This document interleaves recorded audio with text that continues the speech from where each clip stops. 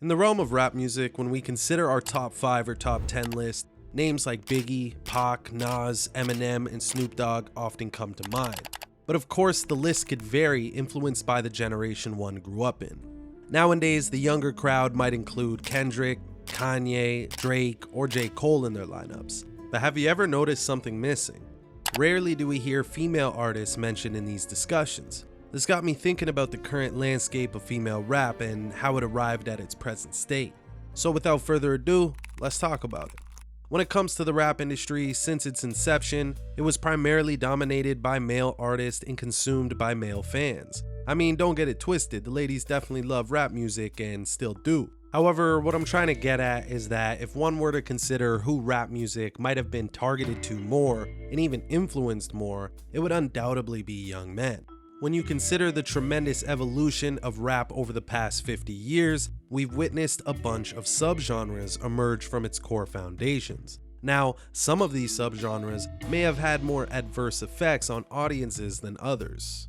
Take the gangsta rap era, for instance. Compared to what we have today, it doesn't seem as graphic. It was more about artists from those environments trying to shed light on the realities and how they plan to overcome them. Then came gangsta rap's edgy cousin, trap music, which really honed in on the hustle and grind of the drug trade, whether it was the love for selling or consuming the goods, if you get me. But in 2012, hip-hop underwent a true shift to the dark side, when the Chicago rap scene introduced a new spin on gangsta and trap music, giving birth to what we now know as drill. Drill music took the violence aspect that was undeniably present in the previously mentioned subgenres and amplified it to the extreme. The beats were more aggressive, the lyrics were raw and direct, often mentioning real individuals these artists had issues with in the streets. The videos featured guns and everything else associated with that lifestyle, all out in the open. Needless to say, all three of these subgenres of rap music have had a profound impact on the male youth. They've considerably influenced the minds of young men in underserved communities. This is the E-Way? Yeah. What is the E-Way known for? Man, we known for shit, man. Making money, nigga, street shit. Everything get down dirty. We robbing, stealing, shooting. Why? But even those in more affluent areas, because I'm sure we can all agree that a kid in the suburbs who listens to drill isn't confronted with the harsh realities of the lyrics he so often consumes, in the same way a young kid in the hood is. But recently, hip-hop appears to be undergoing a shift from its once male-dominated landscape. We're now witnessing more female acts making their mark, with artists like Cardi B, Meg Thee Stallion, Ice Spice, Lotto, and many others stepping into the spotlight. And I wanted to discuss not only their impact on rap, but more importantly their impact on their target audience, which is women. The rise of female rappers, particularly if led by the names I've just mentioned, could have a rather intriguing influence on the young, impressionable female listeners, and arguably already has. It might not be the same as how men were affected, but it's a unique impact which you, the viewer, will begin to see as this video goes on.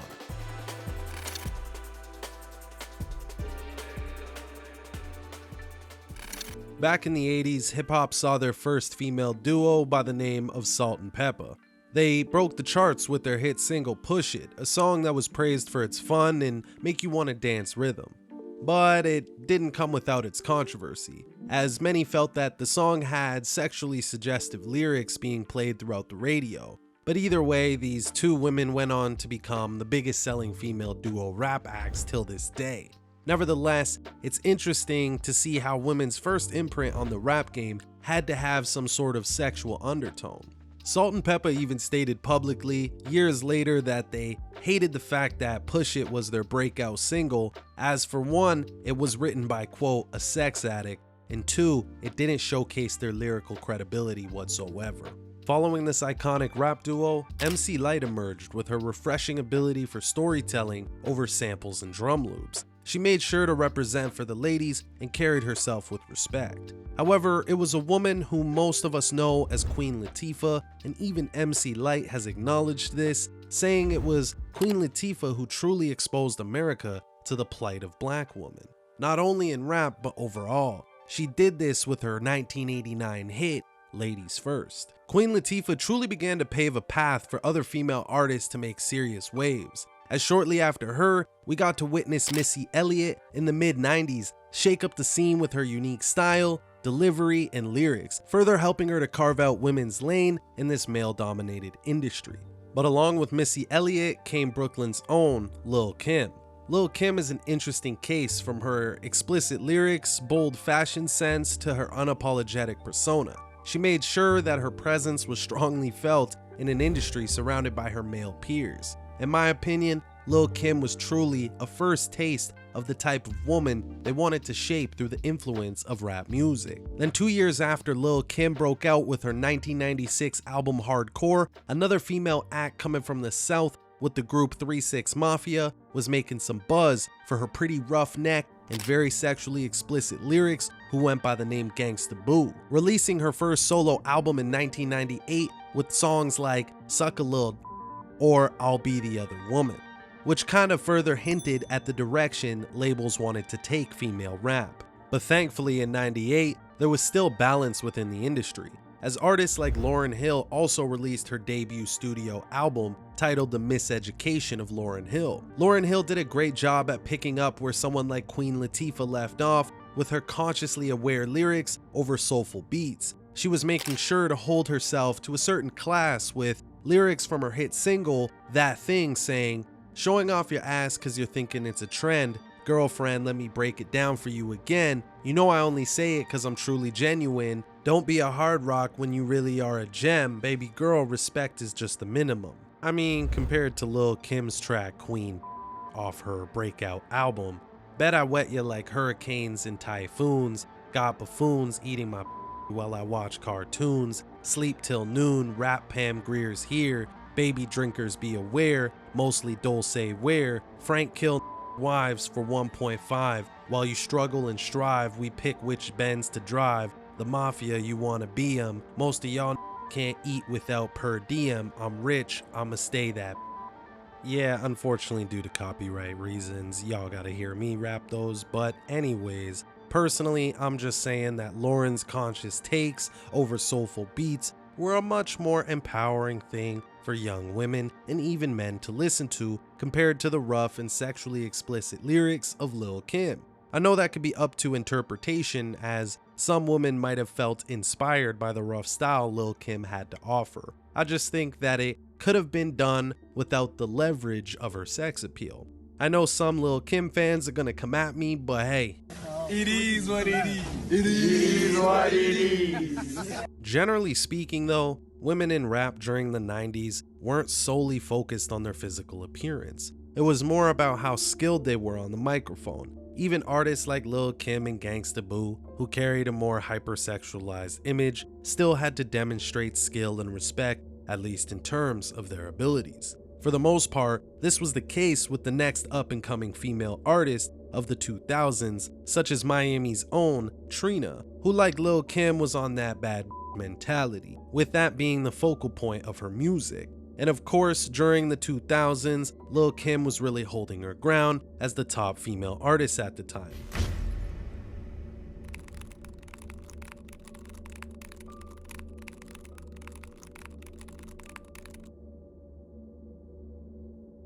At this point, the direction female rap was heading in from the 2000s and onwards was beginning to come pretty clear. It was often about who's the baddest and hottest in the game, physically speaking. And Lil' Kim really carried the torch for a hot minute, until acts like Remy Ma came out in 2006 with a pretty similar persona as Lil' Kim. Then about a year later came a woman who would end up being the top solo female rap artist from the late 2000s and technically still to this day, Nicki Minaj.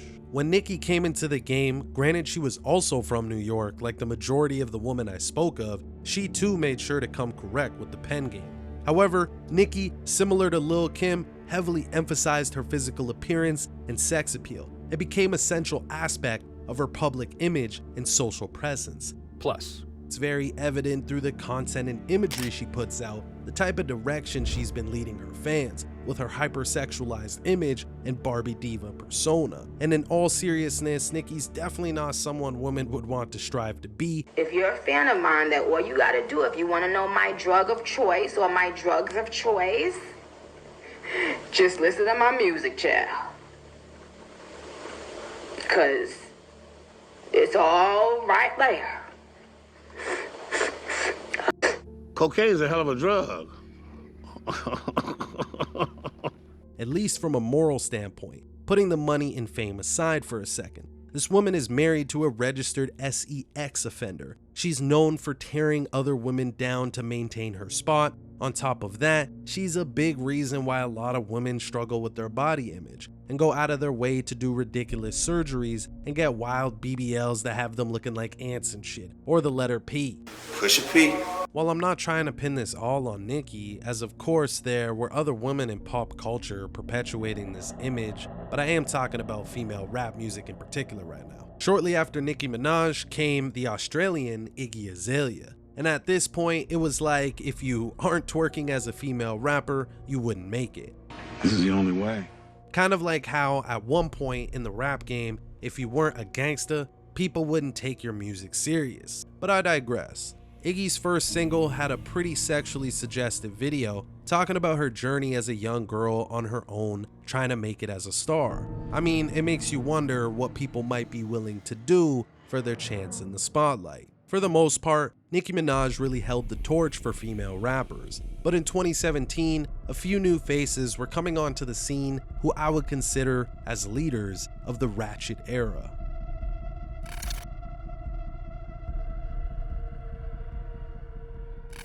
In 2017, the now chart-topping female artist Cardi B was beginning to make waves for her loud and confident personality, which many women couldn't help but to be drawn to.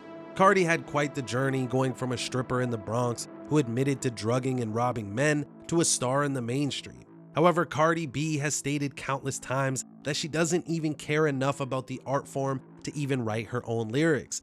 I like to make money. I don't really give a fuck about being lyrical. I don't give a fuck about this and that. If that shit don't work for me, I don't care. I like to make shit that's gonna make me money. I like to make shit that's gonna climb me on the charts. Like, that's what I want. I want to be up top of the charts. I want to make money.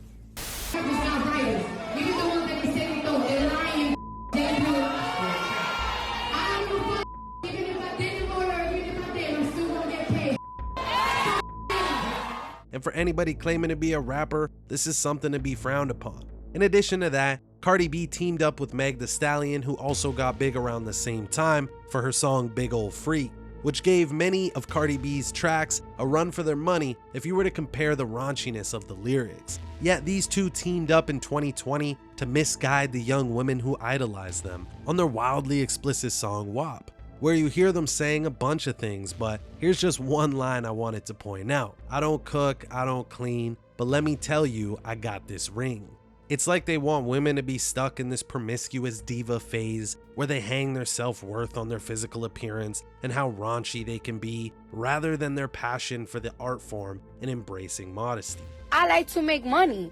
I don't really give a about being lyrical. I don't give a about this and that. Think about it.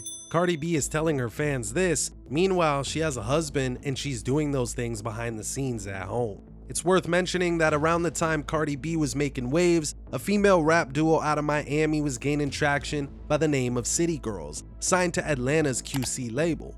What's interesting about the City Girls is, like Cardi B and Meg Thee Stallion, they were very upfront about their ratchet and promiscuous lifestyles. There was even a running meme that is still relevant now, conveniently referred to as the City Girls lifestyle, with tons of young women practically living by this "I don't need a man, but I want to take all a man's money and live lavishly" type mindset. Young Miami, one half of the duo, even said in an article that she doesn't want her daughter to live the city girl lifestyle. Again, it's another example of an artist promoting a lifestyle to influence their audience, but not wanting it to affect their own blood, as they know how detrimental it can be. A little off topic, but I remember seeing a clip of Young Thug, someone with great influence right now in the rap landscape, say that he had to stop wearing nail polish because it was inspiring his son to want to wear it, and his wife did not want their son wearing nail polish. I'm like a rock star. I used to wear nail polish. I had to stop wearing it because of my son. Why? Because he wanted to have nail polish, and his mom was like, "Man, you can't wear nail polish." He's like, "My daddy did it." So he really wanted to do it. That slowed my career down a lot. Oh, nigga, you gay. But another thing that's worth considering, and it may even deserve its own video, is that Atlanta artist Lil Yachty, who is currently experiencing a resurgence in fame, admitted that he wrote some of the City Girls' biggest singles. This raises questions about why male rap music is gradually becoming more feminized, with artists donning nail polish and unconventional clothing. I mean, if some of the most prominent male rappers of this era are also penning hits for women, it's beginning to shed light on why the emasculating agenda is gaining ground. It's a nigga right now rapping good than a motherfucker. The gay is a motherfucker, we just don't know it. Pause. But I digress. So I guess this is where you gotta question whether it's truly the artist or the machine behind them that's doing this. Because as we know, a lot of these female rappers, especially the new ones, aren't writing their own music and are signed to major labels. Like I said earlier, these labels have made a killing, literally, off the gangsta, trap, and drill sounds, often at the expense of young men. And now we're seeing the shift to target women. They want to steer you down a path that leaves women childless, feeling used and bitter. What's worse is that the actual artist may have a different reality behind the scenes, but they're selling their audience the complete opposite.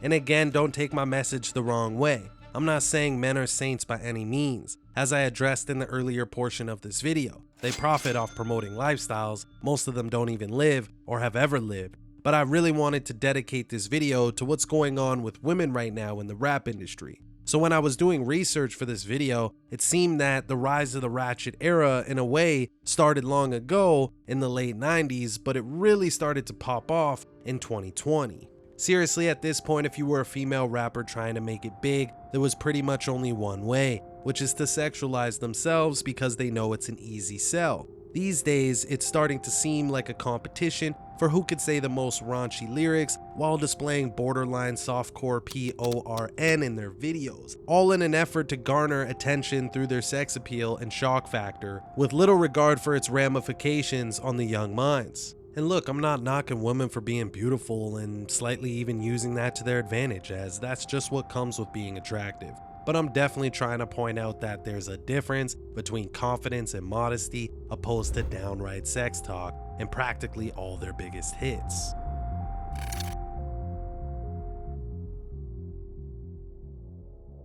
So let's take a look at some of the newer female artists that are making big waves right now. We've got Latto, who technically broke out in 2019, but for the most part saw the fruits of her labor in 2020. Again, her music pretty much only revolves around being a sexually liberated woman. And if you think I'm exaggerating, just hear how Latto herself describes the type of artist she is to a young girl.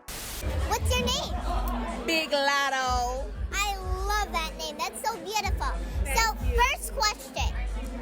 How would you describe your personal style?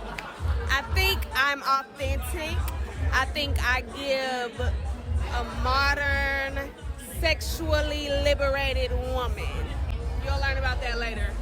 Okay, so next question. What the hell are you talking about? Around the same time that Latto came up, hip-hop also saw Lizzo making the charts with her blend of singing and rapping. But the difference with Lizzo is the type of image she portrayed, as it was catered to a different sect of females, albeit the more heavy set ones, giving them a voice with the aggressive push for what they claim to be body positivity. But let's be real, promoting an unhealthy, sexually permissive lifestyle is anything but positive for women to look up to. If you disagree with me on this point, Stop it. Get some help. And then in 2022, the world of mainstream female rap only started to get more and more raunchy, just like how we had the evolution from grimy gangsta rap to drug promoting trap music to straight murder music with drill. These next few artists I'm about to bring up truly lean into the ratchet and transgressive side of female rap music.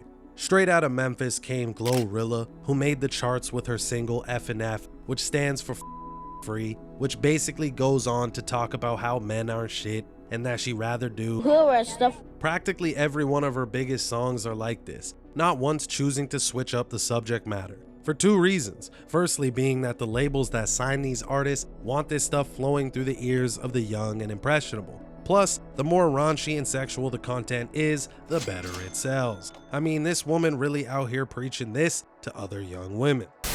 Hey, ladies, how are you? Well, I'm gonna call my twin.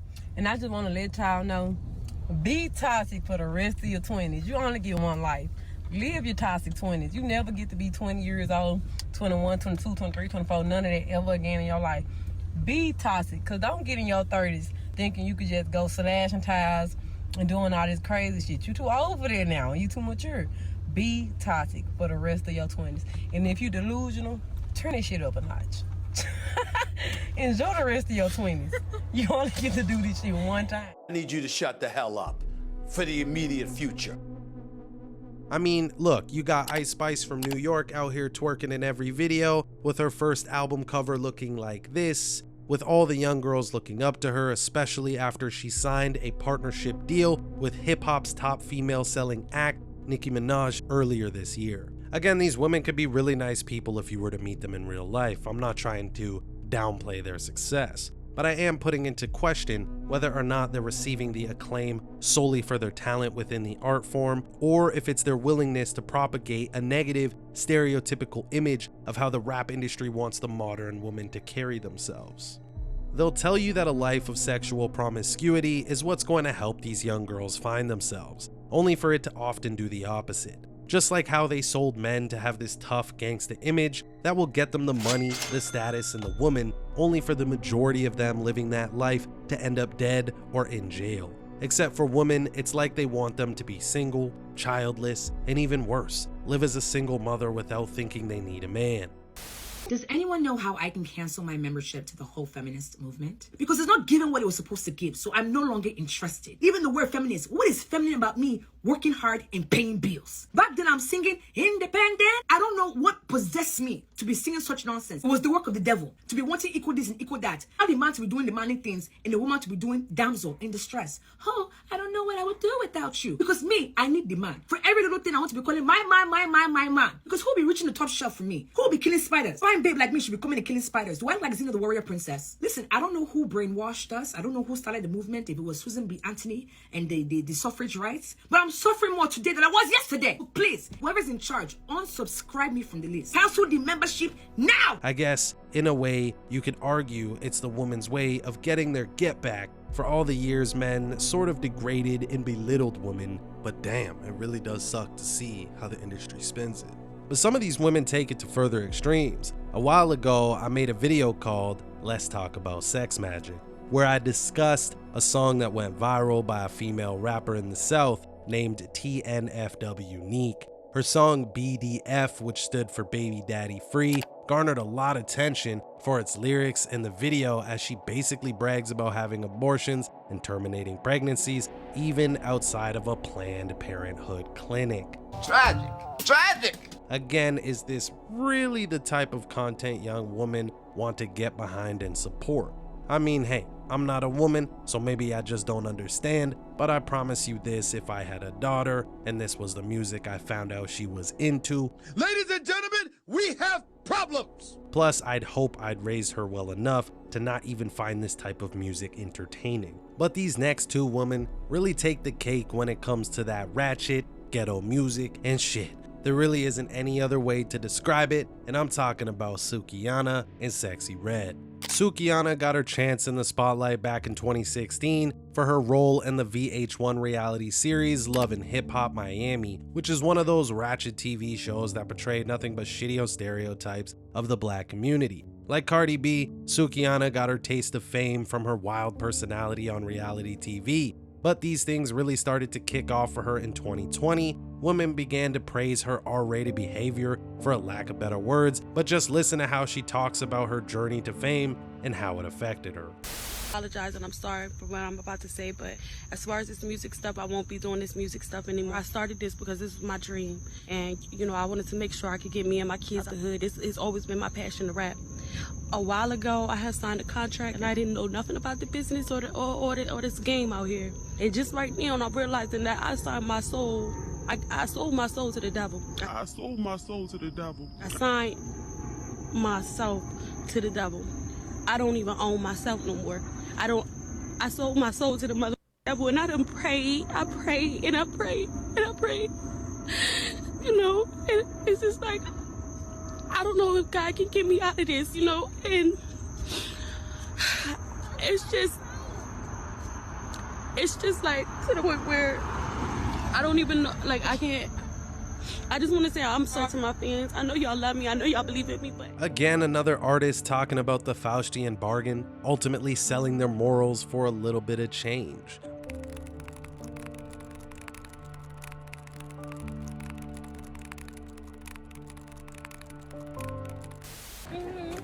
I'm trying to get my coochie stretched. I'm trying to get my coochie stretched and eat a nigga ass. Eat a nigga ass. We be eating niggas ass today in London. Period, baby. Gotcha. But guys, I had to save the worst for last, and yes, you heard me right, I did say worst, because out of all of the ratchetness that's coming through the airwaves, this woman, some even debate if she's really a woman, embodies all of the stereotypes of a ratchet, ghetto, promiscuous woman, and honestly, it feels like she's some agent planted by the industry to completely rot the minds of her young female audience. This woman goes by the name of Sexy Red. Sexy Red got a little bit of recognition for her remix of Vanessa Carlton's 1,000 Miles called 1,000 Jugs, but it was more of a ratchet meme song about straight murder. But at the same time, most didn't even know it was actually Sexy Red. It was in 2023 when she rebranded herself and came out with the song, which really gave her a lot more public recognition, blowing up on TikTok and whatnot. Of course, like her parody song back in 2018, this one was all about being ratchet, murder, killing, and drugs. I swear it's like she's the industry's ultimate experiment.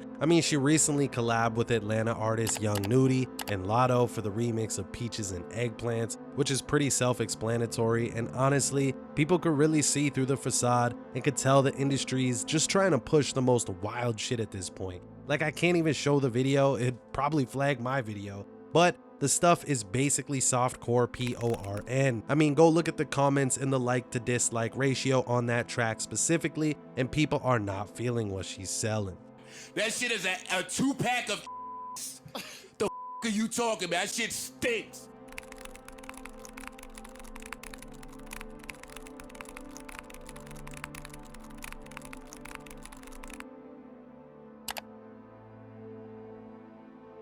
Dirty. I mean, what I'm trying to get at with this video is that unfortunately, the powers that shouldn't be like to shine a light on female artists that often portray the worst aspects of what it means to be a woman. Despite the earlier pioneers of women's rap showcasing what it means to carry yourself with class and dignity, it seems like all of those morals got thrown out of the window after the late 90s. But I didn't want to end this video by only highlighting the ratchetness that's coming from the female rap world, because there are tons of dope female rappers out there that don't lead their career with their sexual appeal, but rather actually care for the art form they're in. Again, artists like Missy Elliott, Lauryn Hill, Queen Latifah, MC Lyte, but even in the modern day, we got Rhapsody, Shay Noir out of Buffalo, who produces and writes her own stuff. Then you got Little Sims out in the UK, embracing her femininity and modesty.